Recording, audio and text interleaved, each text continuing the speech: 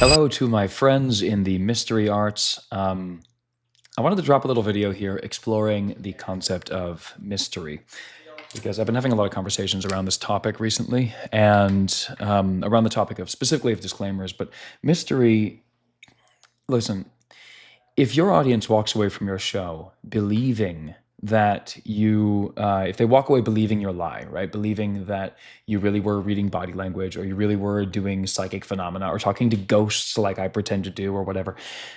If they believe that when they walk away, then they have an answer that is antithetical to the concept of mystery. If they don't believe that, then they are experiencing mystery, right? Is there any other way to look at this?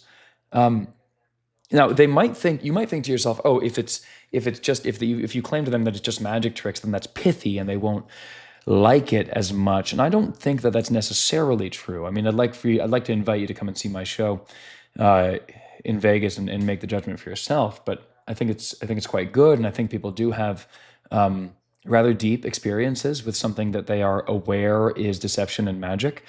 But if they were to walk away from that experience saying the words, I know how that worked, I just don't know how to do it myself, or I can't do it myself. In other words, psychology, psychic phenomena, etc. If they know that that is the method in their mind, right? If they believe your false method, then they are not experiencing mystery. They're actually experiencing the answer in a way. In the same way that they don't know how it works exactly, in the same way that you don't know how your microwave works in your kitchen, but they do have the answer nonetheless.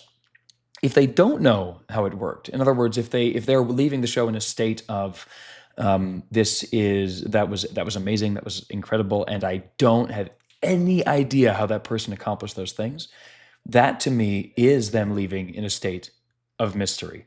And if you have another way to understand that, please let me know because it seems pretty straightforward to me at this point.